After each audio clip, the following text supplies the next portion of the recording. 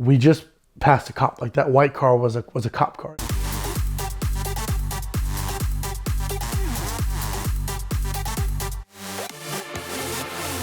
It is an event called Streetcar Takeover. It's kind of like our Texas 2K here in Atlanta. You know, we do roll racing at the drag strip. They do grip racing, dig racing, all that stuff. I'm walking around and I see 1320 is there.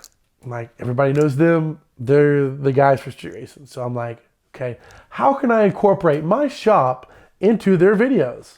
So I reach out to Kyle. Kyle is the owner of the company. I was like, hey, you want me to throw together some racing tonight? He's like, yeah, that's great. Gave me his number. So I spent the rest of the day walking around trying to find people that want to run. I said, hey, 1320's in town. Do you want to be on video? And what's interesting about 1320 filming you racing is people don't care if they race for money. We didn't race for a penny the entire night. So I get all this interest because people just want to have their car on the video. That's all they want to do, because they get ridiculous amounts of views. So everybody's putting their Instagram name on their cars and whatnot now. And I get about 20 cars together. We're planning on running from about 11 p.m. to about 2 or 3 a.m. That's usually the window of where there's a shift change. I don't know that for a fact, but there's a lot less cars in the area between 11 and 3 than there usually is between 3 and 6 a.m. or beforehand. We get everything paired up, and I'm thinking to myself, I'm listening, I got a bunch of buddies there, a bunch of friends helping me with the shop. We're just keeping it super, super quiet. Well, we hear a car coming, and then we hear another car coming, and then we hear another car coming. We walk around the building, and I look, and I'm like, oh, there's a Mustang pulling it. Okay, well, maybe it's some kind of crazy horsepower. No, it's a V6 Mustang with some Flowmasters on it. Just a real turd box.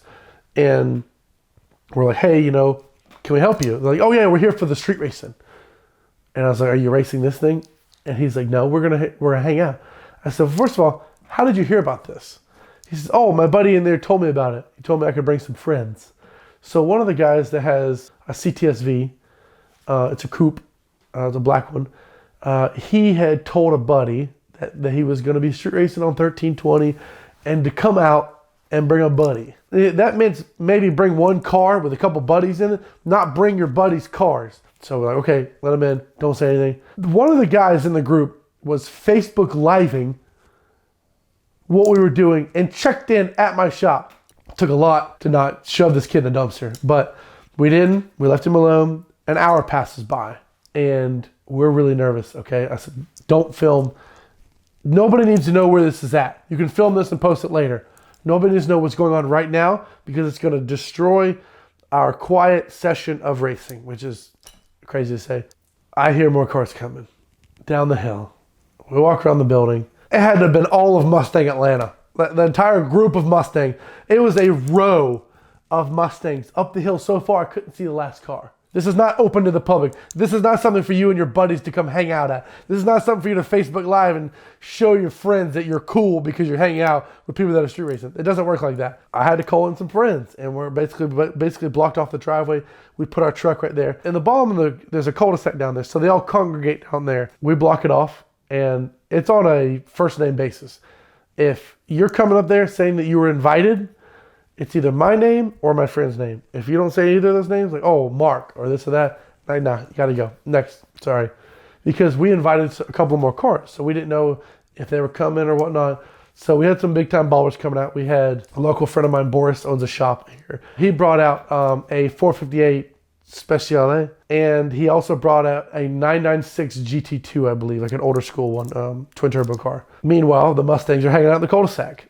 All the cool cars are there. We're set up. We're filming. We hear some revving in the cul-de-sac. The guys that didn't get into the exclusive race event that we were holding were obviously upset. They wanted to be part of it. And so they decided to just do burnouts and do pulls up the road as they were leaving. And mind you, this is probably a good solid 12 cars that were very loud. So once they left, I take everybody and move them on the side behind the building. Sure enough, Hall County Sheriff comes cruising down the hill, trying to look where all that noise is coming from. And sees burnout marks and all that stuff in the cul-de-sac. Sits down there for a second. Another one comes down there. You see the Crown Vics hanging out, cul-de-sac. So, in my mind, I'm like, this is kind of exciting. I'm hiding 23 really high-end, fast street racing cars on the other side of this building. And I'm literally like to the point of where I'm like, shh, shh, like, everybody be quiet. 15, 20 minutes passes by, they go up the hill, whatnot. So they get back to film. They film the interviews, they do this and that. Hey, what do you got down to this Corvette? Twin turbo Corvette here, Evo, 800 horsepower Evo here, GTR here, Ferrari here. Okay, cool. And everything is based around my business. My shop door is open, everything's good to go. I got my banner hanging up in the shop. They come in and they, people need to use some tools, whatever. So it was cool because I was able to incorporate my shop into the racing. That's great. But there's a lot of stress on me because I'm facilitating this whole deal, okay? So it's me and my buddy. We're like, all right, let's get down to brass tacks. What are we going to do? How are we going to do this? So, okay, the cops are gone. Let's pair up. There was multiple cars that want to run multiple people back to back. So if you have like 2 GTRs, the M3 is going to follow him, and when they race, he's going to race the winner of that. That's how we had it set up. I want to do this smart, and I want to make sure that I impress them so that they were willing to come back the following year in order to want to run at my area. So we send 4 cars out, and 2 races, they switch, and they literally ran 4 races total. So we ran 4 races, success, great. Everybody came back, nobody got arrested, and there was no cops in sight. We always ask, did you see anybody? Did you have any issues? No cops in sight, we're good to go. From my exit, we were able to go north or south and run, which is great. So we split it up. I was like, I'm thinking logistically, I'm like, okay, how can I fool them? So we just ran going south 4 times. Okay, so if there's any people at their houses or anybody heard anything, then they might report us, okay? Let's run north. So I pair up another 4 races. Then another hour goes by. Those guys run out and they were able to do their races to come back. Success. No cops. Great films. Good racing. No issues. No car issues. And then I'm like, all right, let's chill for about 30 minutes to an hour. It is now 1 o'clock in the morning. And we have successfully done 8 races with no issues back to back. We're going to chill for about 30 minutes to an hour. I want to wait till about 2. So from about 1:25, 1:30 to 2 o'clock, we're just chilling, hanging out, pairing up another races. And I was like, okay, well, maybe we'll get some bets going. And then, no, let's just do fun runs. Everybody just wants to do fun runs. They want to be on camera. We go out at 2, I remember the time, it's 2:10 because I rode with the guy in the GTR. We go out and it's just a pair up of 2. It's just the Corvette and the GTR, and we're paired up. And like I said, we're doing 60 to 160, fun run. The film crew's going, everything's exciting, everybody's hyped up. We run, honk, honk, honk, 60 roll,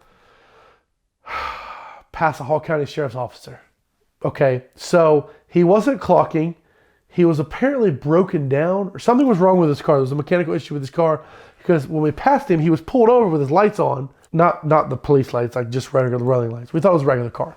So we passed him probably about 150, and I told him, I was like, we just passed a cop. Like that white car was a cop car. It was a black, unmarked Crown Victoria. We get off of the next exit, we book it, we go wherever we need to go, back roads back to my shop, so we're not taking the highway back. So we get back to the shop, we say, okay, we had an issue. We went south, we passed the cop, we were doing about 150. He clearly knew we were racing. We were the only 2 cars on the highway, we were both haul. We regroup, and I'm thinking, okay, well now it's about 3 o'clock in the morning. What are we gonna do? We only have about 10 races in. I want to get a solid number. I want to make sure this is the last night they're in town. I want to make sure we get this right the first time. Well, we need to continue to run to produce more video. Let's run north. So I have a runner. One of my friends had a Ford Expedition. He's so into it. He's like, yeah, I'll jump in my truck. I'll head up north. I'll scout. We have our scout go out. So we have a scout. He goes north. He passes our exit, goes south. Both ways clear. No problem. Okay, cool. Maybe he got a towed or something like that. Not there. Pair up another race. It was a Supra, 1,000 horsepower Supra, and a Gixxer 1000 with, I think, a Sneaky Pete nitrous setup. Probably a 50 or 100 shot. So good race. Really good race. They go out and do their runs, come back. They're like, there's 2 cops at the bridge. And I was like, okay, this is, I'm getting in my professional mind. I'm like, all right, well, how can I fix this problem? Okay, let's try to run south.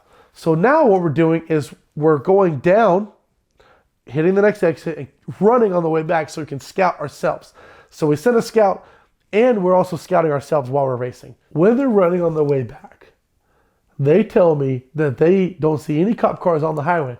But on top of the bridge, there's a guy standing up there with something reflective when they pass by.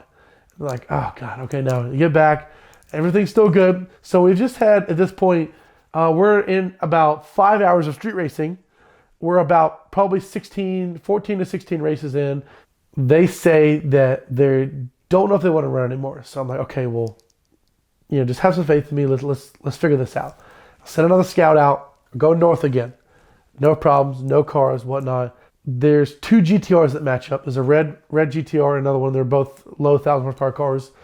They run north. They said they ran 3 times coming back. Did 3 runs. And when they got off the exit, there was about 8 cars.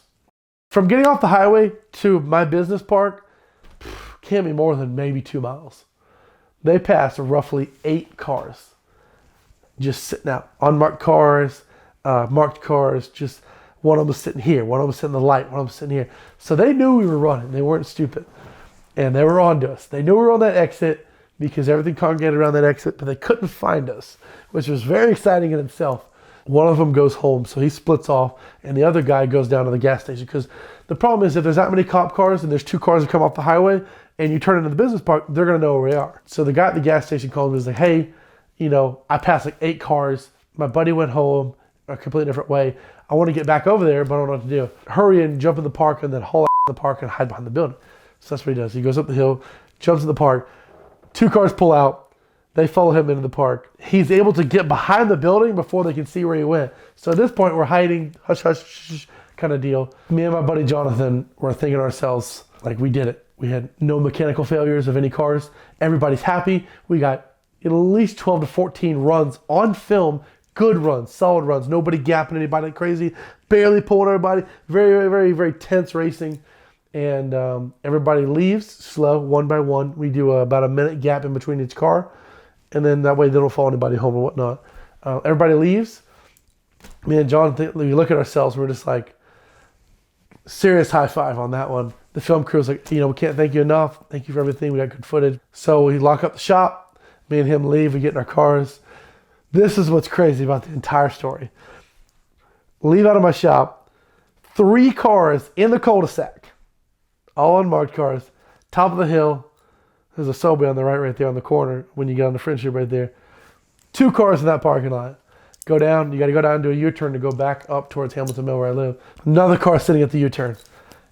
Do our U-turn. Go up. There's a Montessori school right there on the right. Cop car sitting in the Montessori school. 2 blocks up, there's a Zaxby's. 1 sitting in the Zaxby's. 1 sitting in the Shell.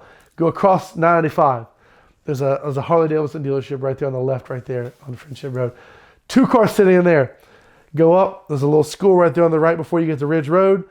And there's a car sitting there. Get to the light. Another car sitting there. Could not find us. I called my friend John. I was like, Jonathan Ramirez, we have successfully done 8 hours of street racing and did not get caught. I felt like I had accomplished something just absolutely phenomenal. To organize and run illegal street racing for 8 hours and nobody get caught. I'm very proud of myself for that. We'd like to thank Vincero Watches for supporting VINwiki this month. Vincero makes bold, stylish, and well-priced watches out of exceptional materials, and there's a link in the description below for a discount. So check out their website and find the watch that helps make the statement that you want the world to see.